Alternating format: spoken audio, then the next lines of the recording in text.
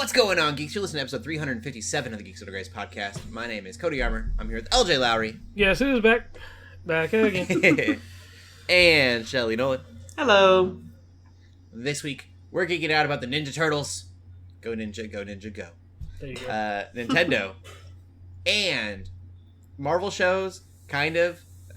There's something we're geeking out about. Other stuff's a little meh. We'll get into it. Yeah.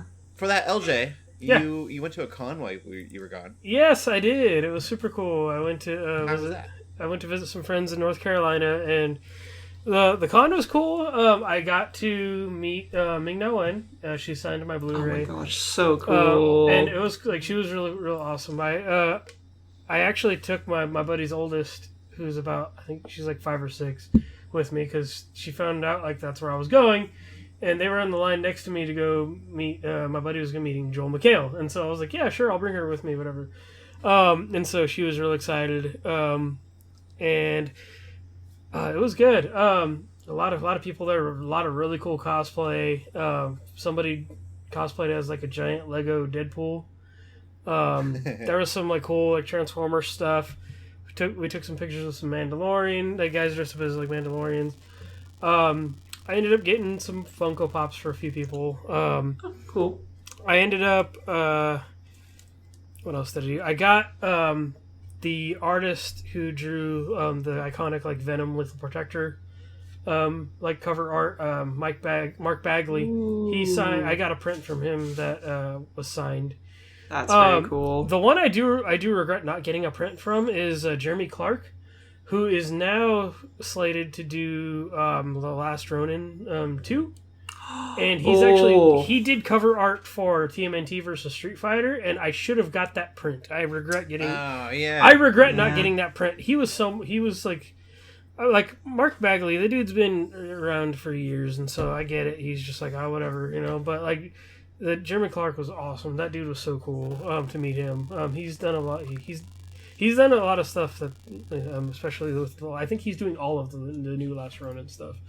But I'm so excited for, especially in the height of Street Fighter popularity and TMNT popularity, I'm excited to go check out that book when it all comes out too. I did get to meet with I didn't get anything signed by him, but my buddy got his N64 game signed by Charles Martinet. And that dude is so awesome. Like, I just love, he's just so wholesome.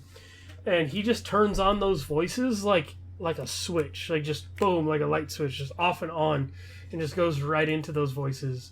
And he asked my buddy's kids, like, oh, who's your favorite Mario character? And then they're like, oh, Princess Peach. And then he did this thing where he put his hand in his shirt and went, boom, boom, boom, boom. And he's like, oh, I love Princess Peach. You know, like, I love Princess Peach and stuff like that. And he's just like, oh, like, that dude is just such a, like, light to be around. Like, he was cool. I wasn't there, but his kids also got to meet Steve from Blue's Clues. Oh my gosh. That's so cool. That was super cool. I went and bought some new dice for some D&D stuff that I'm going to be doing pretty soon here. Yeah, I think walked around the con and stuff like that and just saw a bunch of cool things. I didn't actually get them at the con because some friends actually found some there, but I got from a local comic shop, I got these Disney variant covers.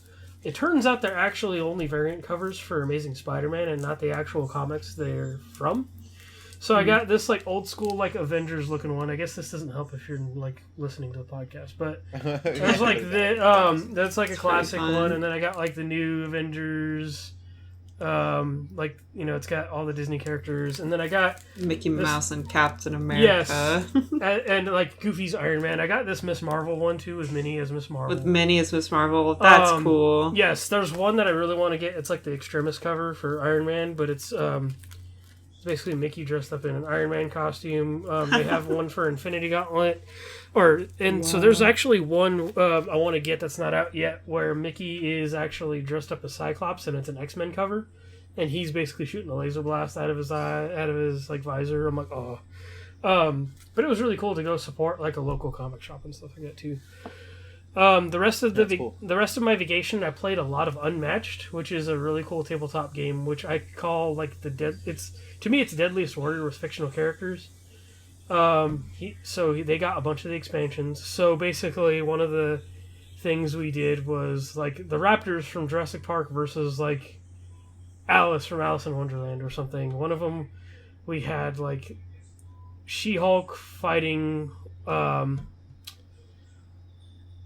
like Sherlock Holmes and stuff like that, and like we did basically is all these expansions for this game unmatched. It's super fun. I played a lot of board games when I was there, which is something I don't get to do at all. Like I don't have any friends like I'm close with here that play a bunch of board games. So Unmatched is a really fun board game if y'all have not heard of that before. Other than that, like it was a good trip. My flights went well and everything. Good. Cool. Yeah, that's kind of it. That's kind of all the highlights, all the geekiness anyway. That's awesome. Yeah. Yeah. We will get into the games that we have been playing then. I actually took a break since I finished Zelda. There's so much that I could do in that game, and I might go check it back out, but nice. Right now I was just like, gotta put it down. What have you been playing, LJ? Yeah, so I've played a few things. During the trip, I did get a code. One of the things I love that Geeks Under Grace does, when like now that I'm not part of the board, this is a code we weren't able to get. So part of the thing we get to do for volunteers is if we can't get a code for something, we're able to fit the bill for something somebody wants to play or review. So this is the first time I received what we call a stipend and stuff like that, a volunteer, for like as a volunteer since I'm not part of the board. But I have been playing Disney Illusion Island, which I will be reviewing for the website. It's a super fun game. You can play up to 4 people at a time between Mickey, Minnie, Donald, and Goofy, and it's basically Ori and the Blind Forest for kids. Oh my gosh. Yeah, and it's super good. There's like very like little combat. They do have boss battles, but like the way you defeat the bosses is like all platforming stuff. But it's one of those things like if you've played Ori and the Blind Forest and if you've played other Metroidvanias, it starts to real feel good when you get to the late game because you have all these tools to platform and do all this cool stuff. So it's really neat. The animation is super slick. The soundtrack is super good. You can actually make the game a little bit harder if you want. You can start with up to anywhere from 1 to 3 hearts. So I tried 3 at first, and I was like, well, let me lower it to 2. And it turns out you can actually unlock more hearts later, basically, which is to take more hits. But I recommend it. It's a little steep in price, I think. I mean, I find like I would have been like, oh, okay, if I spent the $40 myself, I probably would have actually enjoyed it. But it would have been like a big gamble for me. But I like it. It's if you're looking for something fun and wholesome to play, especially like as a family game, it's super cool. Yeah, it's fun. There's a lot of like all the characters get their own unique tools, even though they all do the same thing. It feels very personal, and it's not one of those things where I'm picking this character, so this is the only character I get to see. Every time they do a story moment or some kind of cutscene, it involves all 4 characters, so it doesn't feel like you're missing out on something. So. Nice. Super fun game. I actually started getting real into that this week. I played some on the ride home, but super good game. And that's a Switch exclusive, also, which I found interesting. The next game I don't really have much to say, I guess, because it's been a real chill game to play in the mornings lately, and just kind of as my mind gets reacclimated to back to Central Time, and then especially with my new work schedule. This weekend I spent a lot of time replaying Red Dead Redemption 2, which I had already started another playthrough of, but I'm like, man, this game must be good enough to where like I'm in the middle of my second playthrough. Like it was just no kidding. I don't do that it's very beautiful. often. The only game I think I've replayed like that much has been like Spider-Man or something. Like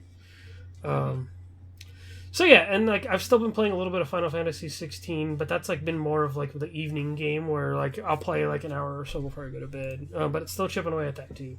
Wanted to give a shout out there. Also, you can check out. I got to put together a GUG Plays article for Final Fantasy 16.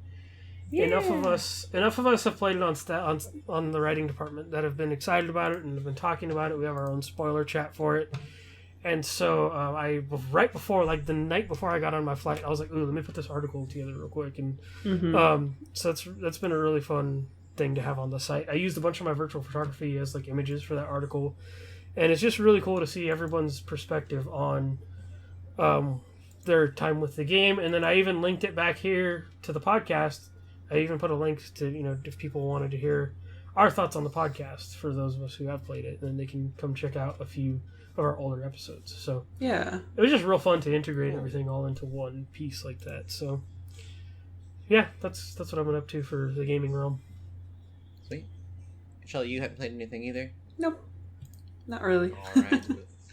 Yeah. It's a chill week. Whew, take a breath. Taking a breath. Yes. We'll get into the gaming news then. Go ahead, LJ. Yeah, so I guess I'm going to transition. It works out. I'm going to transition right into kind of the most fresh news that kind of came out today. I had to go and make sure this was real because I saw one of those, like, I think Game Rant or somebody posted an image of, like, oh, the Red Dead remake is real or something like that. And I'm like, okay, I got to go see if this is legit. It turns out it is not a remaster or a remake of any kind. It is a port. So I almost like this idea better than, like, they did those remasters a few years ago that people were very upset about, which are actually kind of a lot more decent now that they've patched it. But this port for Red Dead 1, I guess I'm not going to call it Red Dead 1 because there's Red Dead Revolver. So Red Dead Redemption, the first one, is getting ported to PS4 and Switch. Does that mean that it's on PS5 if it's on PS4? You can play it on your PS5 and it'll have faster frame rate and stuff like that. Yeah. But there's no, like, PS5 version, I think, which is weird. Right, okay. But that's kind of odd. They're going... I know there's some people that are up in arms about this, but it's a very Nintendo thing that Rockstar is doing here because they're going to charge $50 for it. Which I'm like, $50. yeah, so I'm like, y'all have been letting Nintendo do this for the last couple of years with their Wii U ports, like, so don't, like, but it would have been nice if they put it on PC because then I could just play it on my Steam Deck, but that's not happening. Which I could potentially. I wonder if Red Dead 2 would, like, melt my Steam Deck if I tried that. Like, if I well, and $50 price point is like a. Mm-hmm. That's a big ask. Yeah. I still low key want it on my Switch, though, so I might. I'm the sucker that's gonna, like, be a part of the problem. Yeah. So I'm just like, I just want to ride on my horse with this nice music in the background and just. Obviously, it's not gonna, it's an older game, so it's not gonna be quite as, like, good as Red Dead 2 is, but it's still a good game, still a really good game. The reason why they're not bringing this to Xbox, I think, is because the version on Xbox is not like an Xbox One specific version, but Xbox does this thing where they upgraded the 360 games to have like a upscaled 4K visual and upscaled frame rate. So when you go play Red Dead 1 on your Xbox, if you haven't played it in a while, you're going to be like, dang, I don't remember this game looking this good.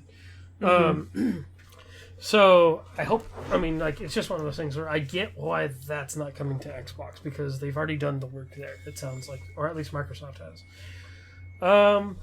But yeah, if you really want to go play this game, if you have never played it before, I think these are somewhat worth it. If you don't have, to me, it's still a really good game. It's just a lot to ask. If you don't have an Xbox, especially, you could probably go get these for real cheap on Xbox right now too. But yeah, it's kind of Rockstar's. They know people are gonna buy it though. That's the thing. Is they're like Nintendo. Oh, we know we know you guys are gonna buy this. Yeah. Mm-hmm. Yeah, so they're gonna do it. Yeah. So that's nothing more I could say. The story. It's the story of John Marston, and people who have never played Red Dead 1 don't know that story. They just know John Marston from Red Dead 2. So. Yeah. So that's that for the Rockstar stuff. A 7-year-old video game is finally getting a update for Xbox Series X and S, and the game is Killer Instinct, which was random. It's an Xbox One launch title, basically. The story with that is they had a company work on it initially for what they considered the first season. There's another company that picked it up who does a lot of fighting game stuff and a lot of support work for it. They worked on it for another couple seasons, and it just kind of lost. I think it wasn't never totally dead, but they just kind of went off to do other things. But now, this was one of the announcements during EVO, is that they are doing the work to upscale the graphics, 4K stuff, and make it run smooth. They're actually supposed to be working on some balancing of the gameplay. So they're supposed to be working on matchmaking and actual balancing. So there's going to be patches for characters and stuff. So it's going to be it's going to be the most legit update this game has seen in a long time. Very good. It's gonna get me to re-download it because I actually really liked this game, but I just no one really ever played it, and so if it kind of gets back into the conversation again with fighting games, I would be stoked if they made another Killer Instinct because totally it's been a part of my childhood since the Super Nintendo. So it just needs that support, Yes. Yeah. And then the final piece of gaming news is that Street Fighter 6 and Ninja Turtles are doing a collaboration. I think by this recording it'll have already started. But for Street Fighter 6, you'll be able to rock some gear that's TMNT themed. They're going to put a whole shop, a whole kiosk in the battle hub. So fun. And you're going to be able to get some stuff for your avatar too. There's stuff that looks like costumes for the characters. But it's like Mii Fighters in Smash. So cool. That's exactly what the avatars in Street Fighter are. They're basically Mii's, but for Street Fighter. And it kind of I don't really spend much time in the battle hub. I would love. I guess you would have to figure out what characters you're going to use for skins or whatever, but I'm just Fortnite the thing. Give me a couple skins, or even do the fun thing where I think in Street Fighter V they had it to where there was a couple costume packs where characters would basically cosplay as other Capcom characters, and so I think it would be funny if they did something like that again. But I probably it's weird crossovers. Yeah, I probably won't spend the money on it because it's nothing. It's not really worth it to me. Mm-hmm. But I'm down. I think it's cool that they're doing this. I just love that the Ninja Turtles are infiltrating every fighting game. Fight.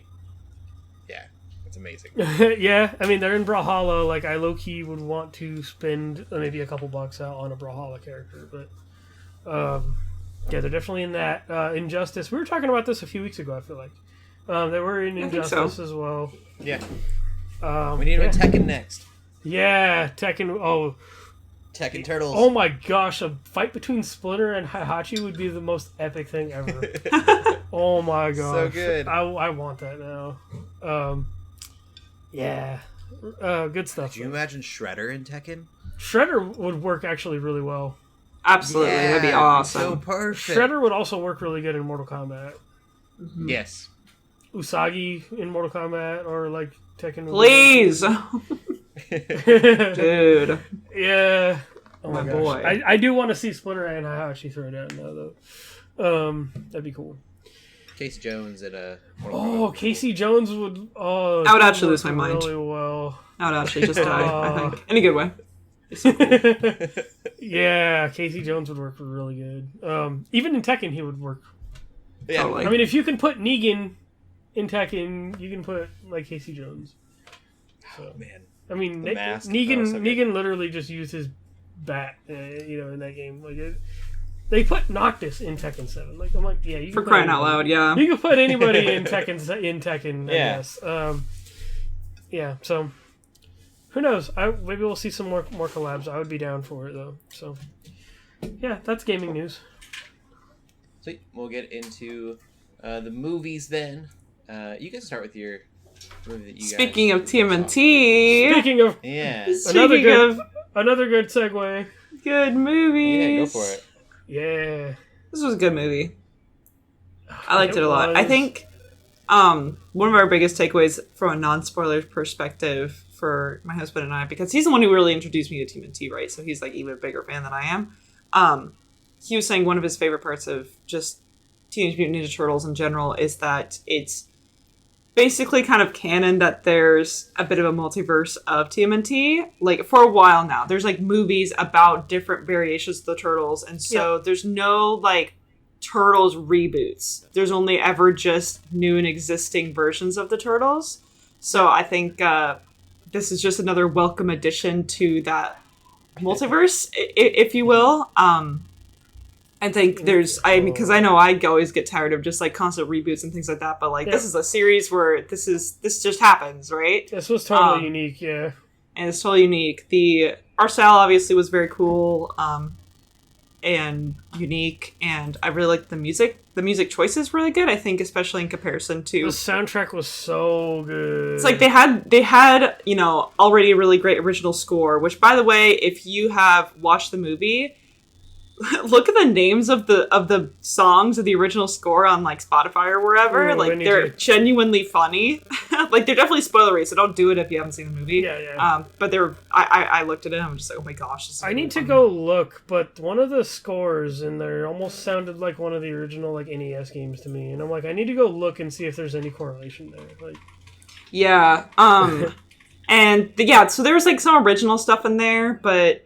There's also hip-hop was just on so cool. Yeah, and I think they like some little musical montages and things they did, some of the musical choices that they had. I forget the term for it, but like it was just I think it was really well done. And especially when I compare it to something like the Mario movie. You know what I mean? Like there's a lot of animated movies now that will integrate like songs, like just actual songs, non-original songs into their movies. And I think I'm so used to them not doing it well that I wasn't expecting them to do it at all in this movie, I guess, first of all, just because, again, I'm so used to Spider-Verse and all of it's original. There's no non-original music for those movies. But so I guess if anything, it threw me off a little bit, but it was in a good way because I was like, oh, you know what? They're actually using this song in a way that makes sense and is cool and I enjoy it. So that was really cool. And then I also liked how relatively simple the entire story is. I thought it was like just very refreshing for me. It was they just subvert like, some usual things like where like we kind of expect out of like the origin story too. And I like the different direction they go with it, and I'm like, this is okay. Like it's okay that they did this. Yeah, and it's cool how there's themes that are the same in pretty much every TMNT version, and they also subverted some of those in this movie, but what was cool was that they didn't ignore them. It wasn't that they were just like, well, we're not going to do things the way we have.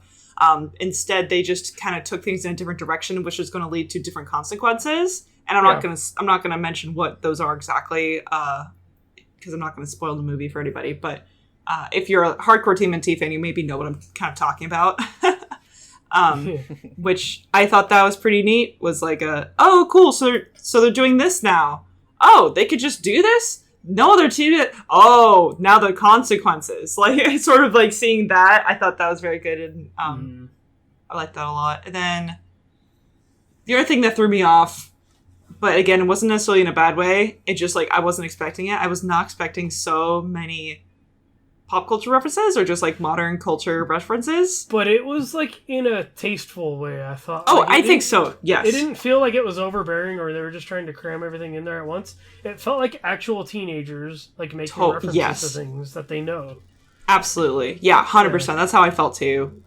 Like it threw me off, I think, at the beginning, but I think by the end, I was like, no, this wasn't like let's make all these modern references to make it appeal to our audience. It's like, no, they literally just put 4 teenagers in a recording studio and have them interact with each other. And of course they're going to talk about stuff like that. They're going to say like, hey, you got a Riz, like stuff like that. Like, of course they're going to talk about that. That's teenagers. I think if anything, it makes this movie kind of a cool like time capsule piece. It does. Which is like, you would never think a period piece would be coming out of TMNT, but that's kind of what's going to happen. Of the era. Like it's, which I think is very neat. I saw a thing about Donnie's hoodie or shirt he's wearing. It's JoJo. JoJo's Bizarre. He is a canon. He's a hardcore anime fan. Yes. Yeah. He's a really hardcore anime fan. I love it. The reason that he like has that hoodie or shirt, whatever it is, on is because his voice actor. They asked him, "Hey, what's your favorite anime that you're watching right now?" That's amazing. And that's cool. We'll put that in there. Donnie's he's easily like, I've always been a Donatello fan, but he's easily my favorite in this movie.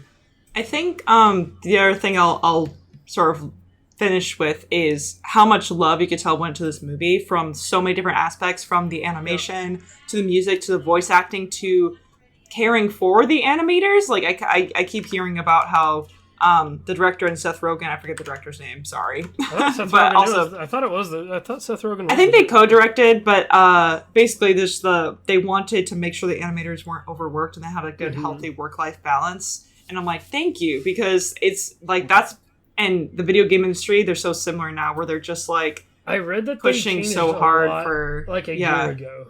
And they was like it was a year. I guess they changed a lot, and I guess the animators were totally like on top of it. Like it wasn't a big issue. They didn't have to crunch apparently.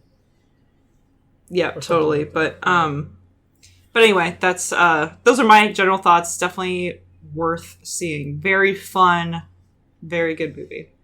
Yeah. Cool. Emphasis on the fun. Yeah. Very fun. I did not make it to the theaters, but I did watch Nimona. Nimona! Let's go. Also a very fun movie. For the most part. Yes. There's some weird parts in there, but for the most part, it's pretty fun. Love the art style, and I love the humor. Nimona is one of the funniest characters I think I've ever seen in a show. Very random and unhinged. I think is a good way to put it. Exactly. And it's not just like play pretend unhinged. It's like legitimately like full throttle.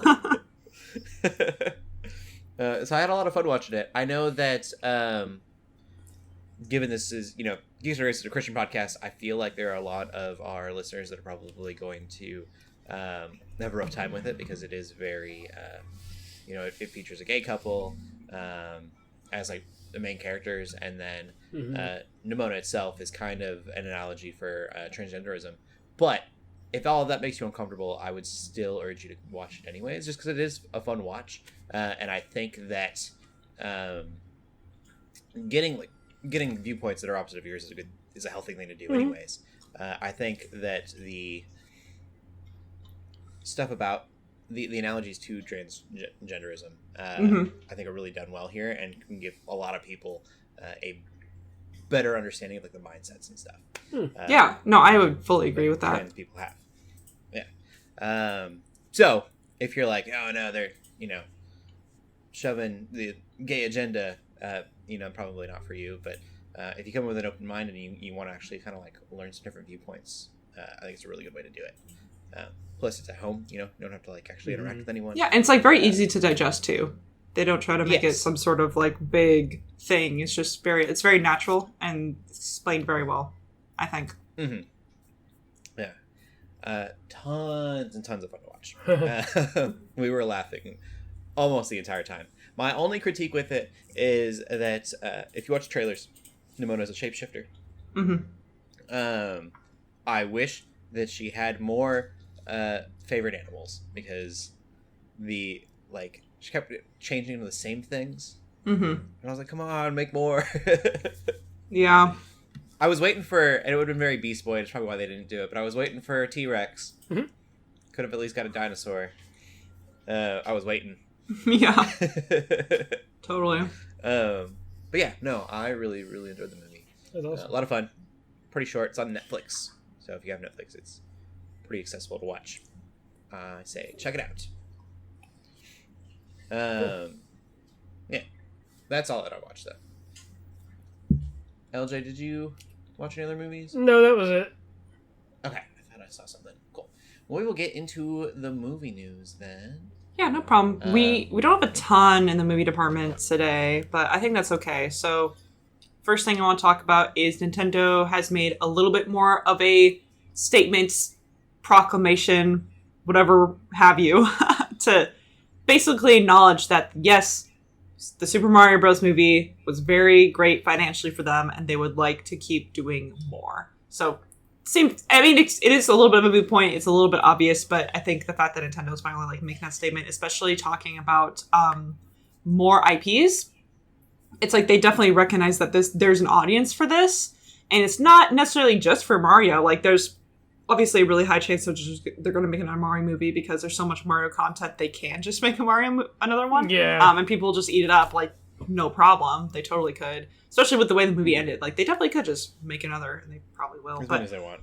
I'm also interested in the fact that they're mentioning other IPs. And I know that they've tried different, like, random movies with various successes in the past and shows with various successes in the past, or various level of successes, I should say. Not always very successful, but I'm interested to see kind of like what they're willing to pour into, like money-wise, for some of these projects, because there's obviously there's an audience for it. I think some of the past projects have just not had enough money or support to really kind of get them going. But I think obviously they're willing to put in that money and effort and time to help out with the sort of these visual projects. They said visual projects. They didn't explicitly say like movies.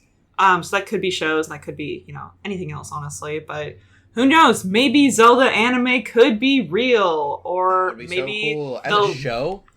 Yes. Or maybe they'll bring back Kirby right back at ya, or something. I feel like Kirby is like a good next step, I think. Mm-hmm. I'm very curious to see kind of like Metroid what Prime live action. Yeah, I'm curious to see if they're gonna try to be remaking games into shows / movies, or if they're gonna be trying to make more original content. I remember for Kid Icarus Uprising, they made a couple different, basically anime episodes for Kid Icarus Uprising, and you could watch them like on your 3DS. I'm pretty sure, because I think I remember watching them on my 3DS, and I really liked them. They were like high quality, and I wanted a whole show about it. And I think you can legitimately make a whole show about something like Kid Icarus, because there's so many wacky characters. Pit could just be flying around doing whatever. It's all very fun. It's very fun cast. If you've ever played Kid Icarus Uprising, and they could get really meta with it too. So that would be what I would really like to see. Very niche, I know, and very specific, but I think I just want more Kid Icarus content, and we're not getting it from the game perspective, because Sakurai is still obsessed with Smash. He's already said he wants to do another Smash, so he's never doing Kid Icarus again, guys. It's never happening. But if they could do something like that, I think that'd be really, really cool. And who knows, maybe they could do other really cool projects. My only hope is that maybe it takes a little bit of a different perspective, or different sort of... I hope it's a little bit different than the Mario Bros. Movie. The Mario Bros. Movie was obviously really great in a lot of ways, but I kind of would like them to take maybe some of their other IPs a little bit more seriously, or take it in different directions. Maybe not have it literally just be fan service for an entire show or entire movie. Would be kind of nice. I wouldn't really want to see modern songs in my Zelda. You know what I mean? Like, I don't really... Yeah. That doesn't... and hopefully they kind of recognize that, but... Again, overall, very curious to see kind of what they come up with. I heard I saw a great suggestion on social media, on like Facebook or something, where somebody said they should give Zelda to Gendy Tartakovsky, who's the creator of Samurai Jack, because he's doing he does characters and stories so well without dialogue. And so it's like that's a great point. Because there are episodes of both Samurai Jack and Primal, which is one of his newer shows, where they go a long time without anybody saying a word. And so I just think like that would be really cool. They can he does he directs good shows about one or two characters that are just on this journey, and so I think like giving him a Zelda show or something, or a mini series would be awesome. Mm-hmm. Yeah. That's great. Mm-hmm. Like, what I know, Pokemon is a separate company, right?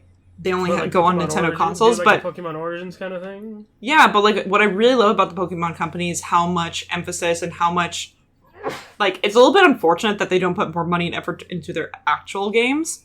But I do like that they do put a lot of money and effort into their animations, and whether it's their anime or just anime spin-offs or just random things they upload on YouTube, they'll just upload super cute things on YouTube that are just wonderful and beautiful. And I really like that. I love that, it's because it just adds to the world building. It adds to like characterization. They're just fun, right? It's cute. And so I would even love if Nintendo did something like that, where it's just like, just commit, entire department, or whatever, probably more than one department, but, to just creating, little bite-sized pieces of content every once in a while. I think even that would be awesome. It doesn't necessarily have to be a full movie, or it doesn't necessarily have to be a full show, but it can be. But anyway, I'm curious to see how it'll go. That'd be cool. Yeah. Our other piece of news today is the Suicide Squad Ayer cut. This is basically, remember the original Suicide Squad movie, not the Suicide Squad. Mm-hmm. This is just Suicide Squad. So James Gunn has said that he basically has the okay to release the Ayer cut, which is like kind of like harking back to the Snyder cut, although definitely less fanfare because I don't know what it is with these old DC. They're not old, sorry, but these DC movies that are universally known as not being very good. People like want more of it as if it's going to make it better. I don't think it will. Snyder Cut was really fun though. That's fair. It was a fun like piece of history to see later, I think. Yeah. Sure. Okay. I think it's more of like not necessarily that they expect it to be good. They just like want the directors to be have able more to freedom. Like, okay. Yeah, do what they wanted to do, and that just goes back to like how much control Warner Bros had over these movies and wasn't that's a good point. allowing creative freedom. Mm-hmm. Like there's definitely like in the Snyder Cut realm. I'm grateful for it. I thought it was really cool. Mm-hmm. I feel like there's a lot of stigma that like Warner Bros ruined all these movies, and that's why they're bad. Mm-hmm. If the directors do their thing, they would have been good, which I don't necessarily agree with because Batman vs Superman still isn't that great of a movie, even with the director's cut. But Justice League turning into like this Guardians of the Galaxy wannabe thing when it wasn't supposed to be, is really interesting to me. I would love to see the grittier like vision that David Ayer had. Yeah. I don't want that for the rest of the movie necessarily, but if he's got enough Joker footage, they said, to make like a whole nother movie, and they used 15-20 minutes of it. Yeah. Man. It might be less. I think it's 8 minutes. Yeah. I'd have to look. He's got about as much screen time as Godzilla did in his own movie. Yeah, and I mean, I don't like Jared Leto's Joker necessarily. I mean, but I would like to see that vision, sought out and done. mm-hmm. I think dropping it now would be a terrible idea because if it's good, R.I.P. James Gunn's universe. Right. It's not supposed to interact with that new universe either. It's supposed to be just be an elseworld. They could just throw it on HBO Max and call it a day. You know, I also just realized how Jared Leto just has really bad luck with being superhero villains. Like, right? Like Joker and Morbius were both like superhero villains. It's kind of too bad. And also in the least popular universes of those each, you know what I mean? Like the non-MCU Spider-Man universe and the non-DCEU. Well, I get them mixed up, but not the current one, not the James Gunn too, and that wasn't great. Oh man, maybe I should stick to music. Was that Ghost in the Shell he was in, or Blade Runner? Wasn't he in Ghost in the Shell? I could be wrong. I don't know. I'll be honest. It might have been both. It might have been both. I don't remember. I'll look at it. Who was the bad guy? It was not Jared Leto. Man, I just meshed those movies up I mean, so strongly. To be fair, how little I know about. To be fair, they're both like cyberpunk. Yeah, I was in the right genre. I think I just think they're the same movie in my head. That's so funny. I actually don't hate that movie, Ghost in the Shell. Anyway, I liked it, but maybe it's because I thought it was Blade Runner. That's very funny. That was like one of the first 4K Blu-rays I ever bought. I think was Ghost in the Shell. Wow. It was Peter Ferdinando. I don't actually know who that is. In Ghost in the Shell? Yeah. Cool.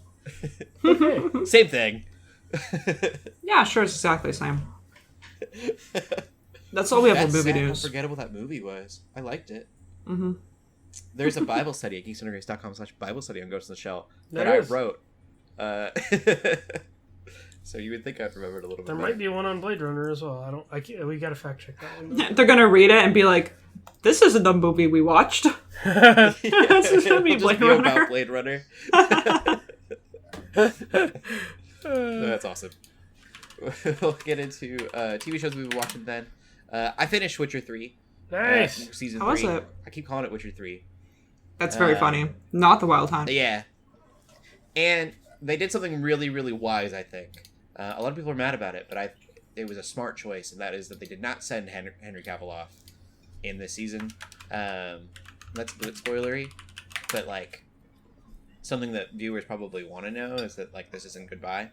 But that means like what they're doing here is that they'll do it in the next season, so that you'll watch at least an episode of the next season. It's a little bit If you're devious. invested in that.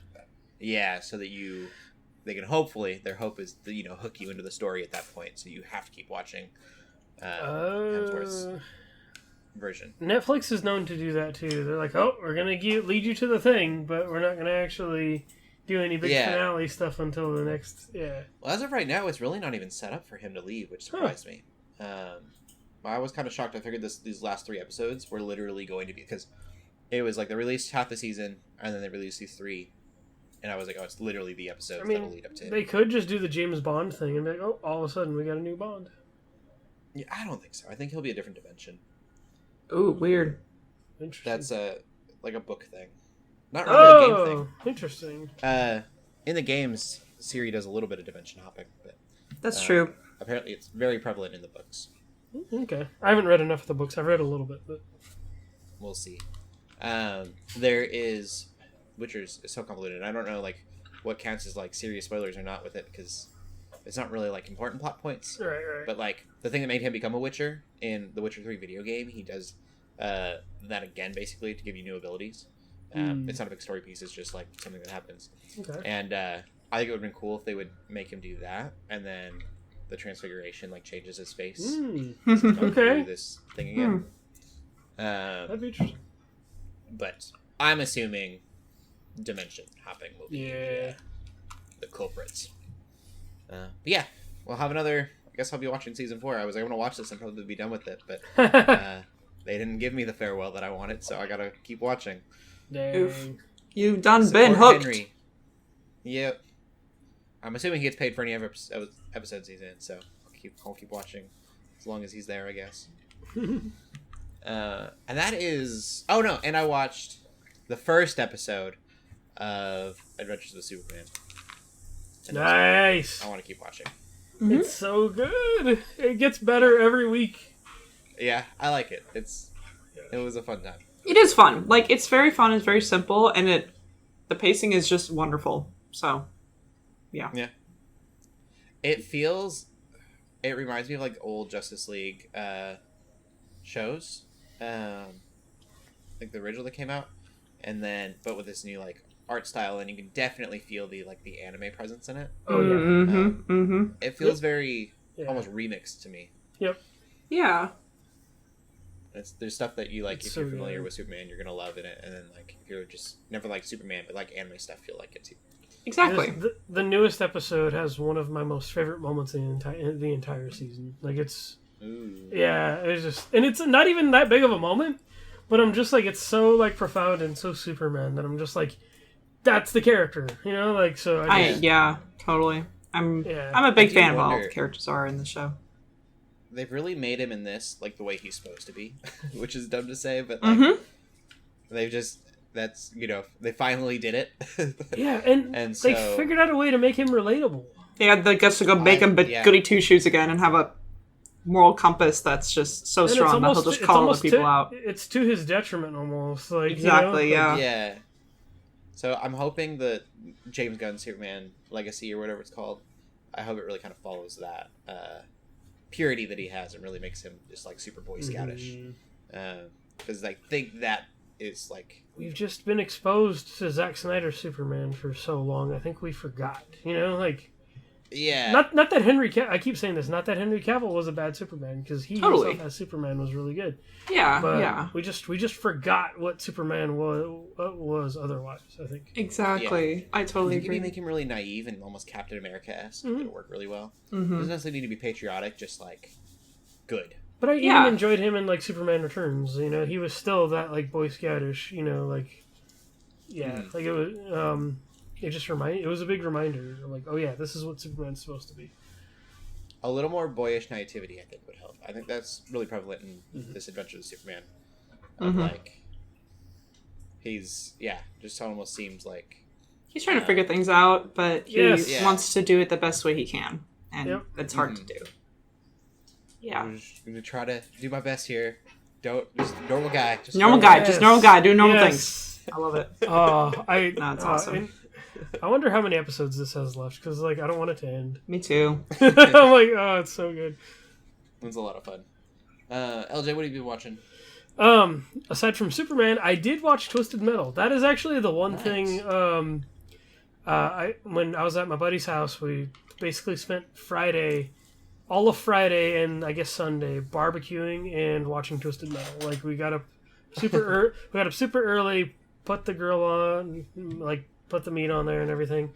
And I was like, oh, like he's like, and he was curious because I think they had like the first episode for free or something.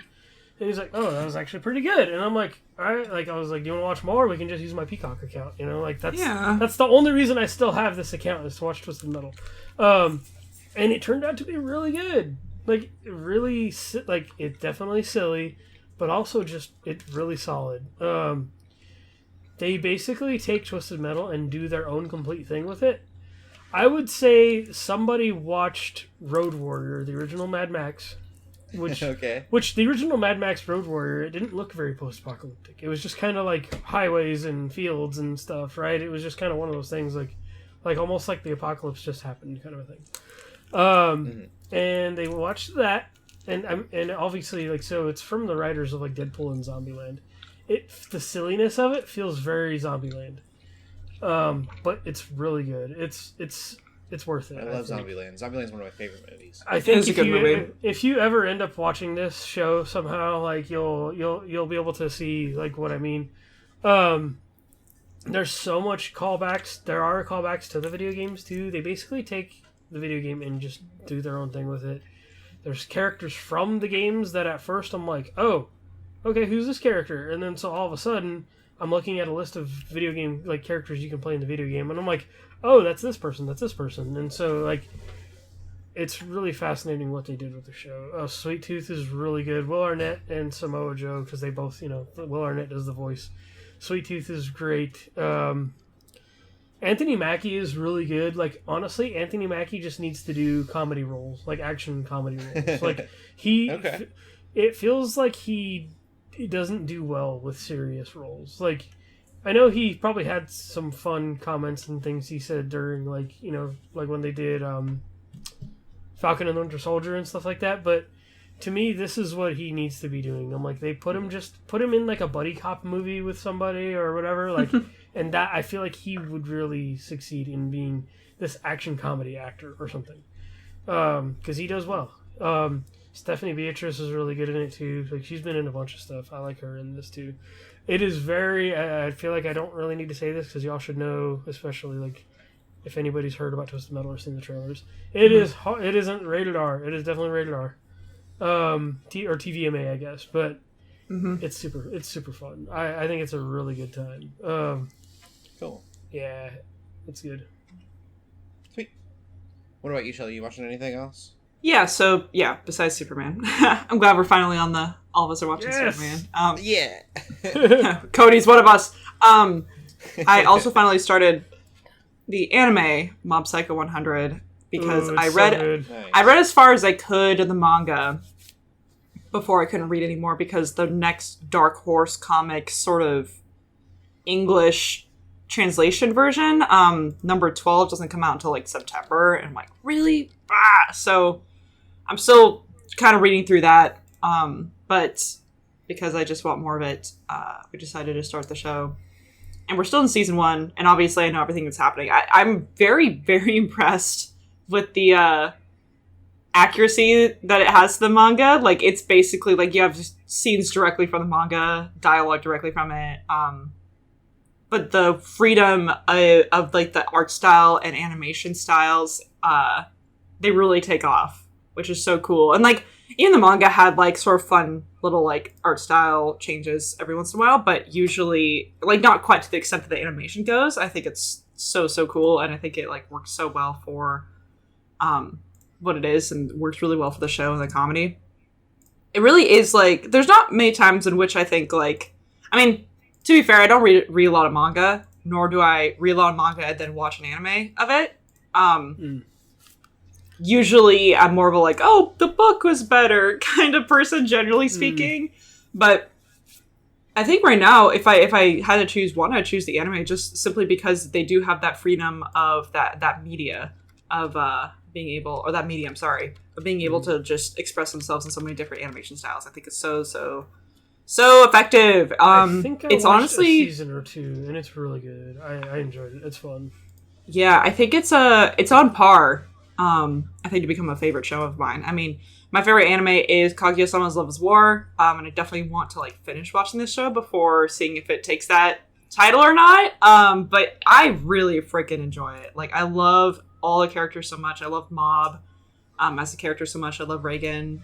And again, I even have since the manga, but I'm just really impressed with this anime, and I love like the intro songs. It goes so hard. I dance like every time I listen to it. It's actually crazy. Like, I'm surprised I haven't watched the show sooner, especially because I do really like One Punch Man, and obviously I think it's One Punch Man but better. Like, there's a lot of comparisons obviously between Saitama and Mob as characters. They're both incredibly overpowered. Like, the creator you could tell he just is really, really good with creating anticlimactic humor. Like, he's just so good at it. And so he really just did One Punch Man, and then he's like, I'm going to do it again. And then he does it with Mob Psycho 100.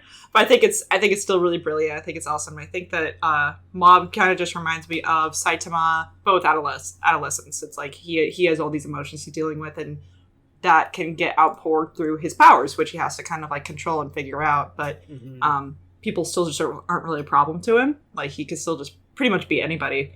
But it's a little bit more nuanced than just one single punch. You know what I mean? Like, the one single punch is obviously like the shtick of One Punch Man. Like, that's why it's called that, and that's why it's so funny, is because you'll just beat anybody in one punch. But they always have to create like scenarios in that show / manga where he either isn't present or there's some other thing going on that has to like slow him down, which obviously creates a lot of comedic moments. But I think Mob Psycho 100 is really interesting because it usually the slowness in like fights or whatever when they happen is because of like really good character dialogue and really good moments that are happening with character development that Mob continues to just experience throughout the entire series, right? So really, really love it. Could just become a favorite if it just like keeps going like this. Like, legitimately, I'm just like, man, this is like the best show ever. So yeah, that's what I've been watching. Cool. All right, we'll get into the TV news then. I don't want to end on a low notes. We're gonna start with WandaVision. There is reports from extras on the show that they were scanned for future AI appearances without pay. Boo!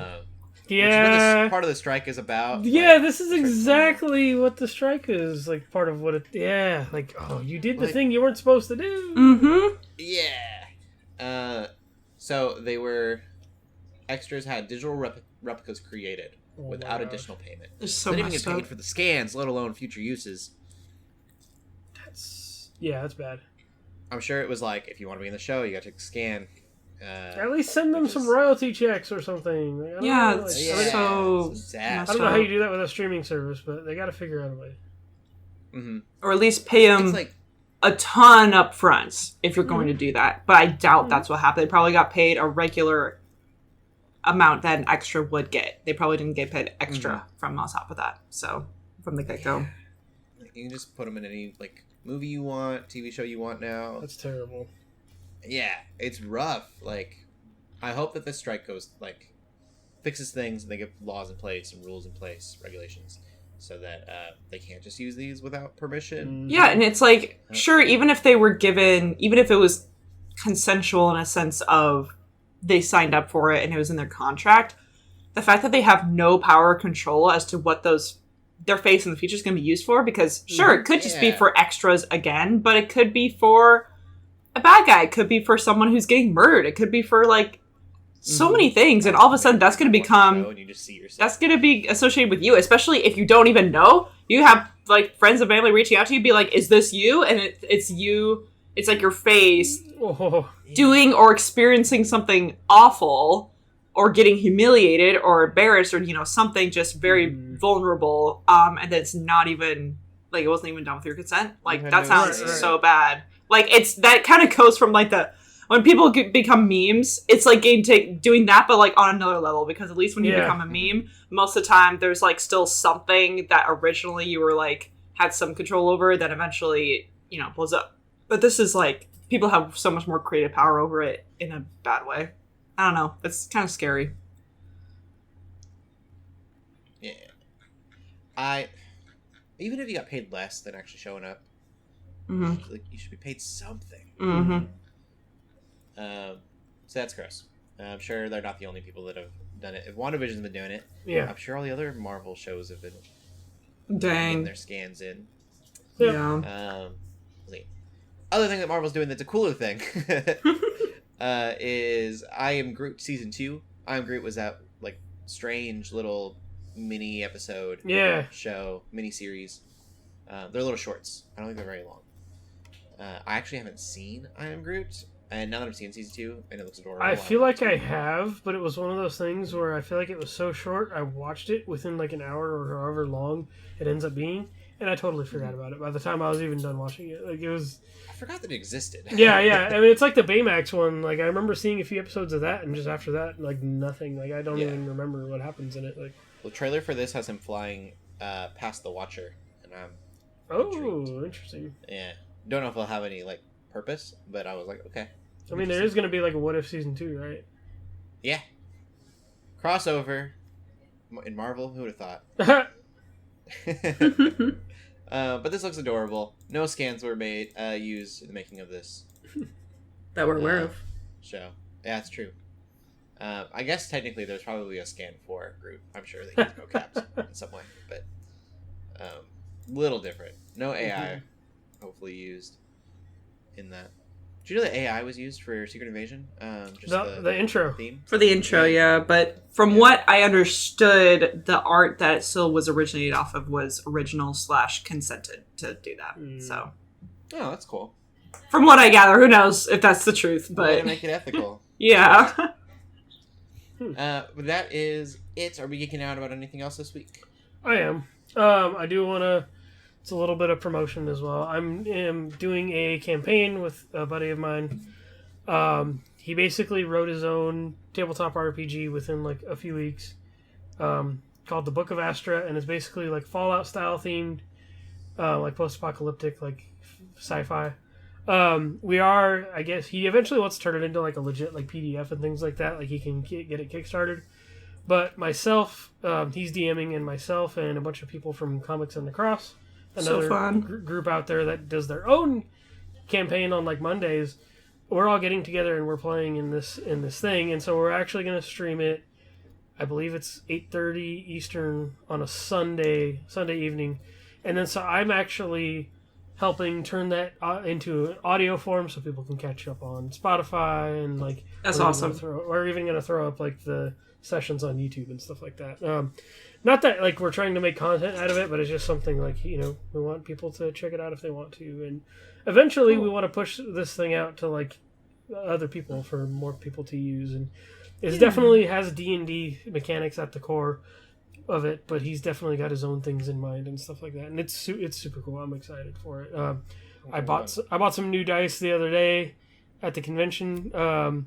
But then I also found these really cool online, actually, from the same company that we've met at the convention.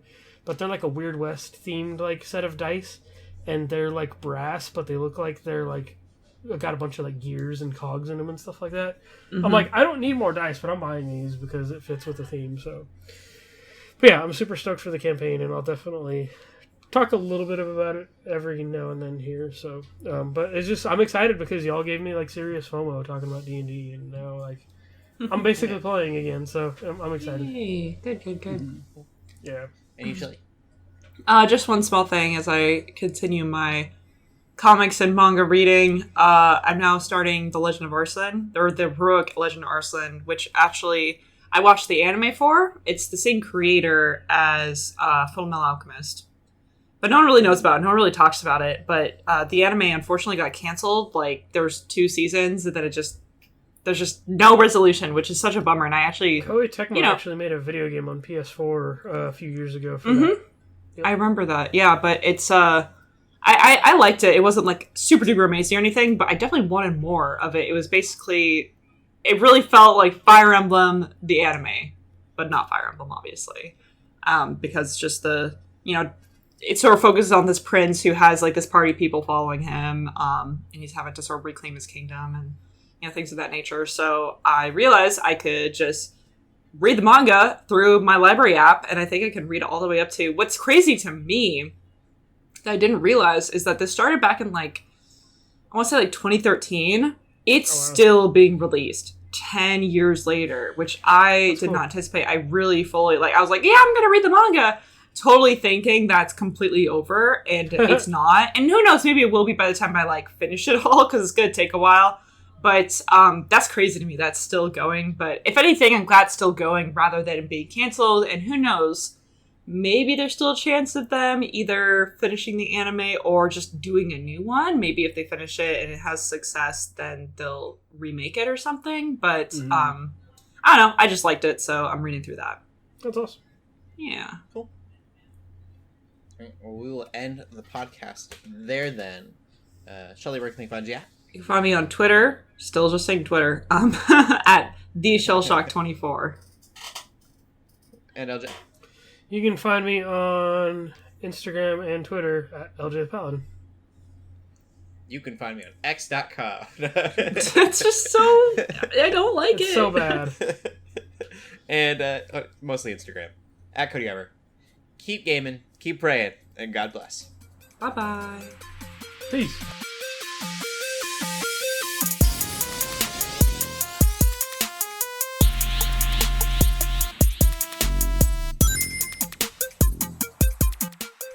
We hope you enjoyed this episode of the Geeks Under Grace podcast. We love hearing from you, so feel free to ask us questions or just comment on the show by using the hashtag GUGcast on Twitter, or by joining the GUGcast questions channel in the Geeks Under Grace Discord. If you like this episode, consider leaving a review or rating of our show on your favorite podcast app. If you want even more Geeks Under Grace, you can always go to geeksundergrace.com. We love you all so much, so thank you for listening.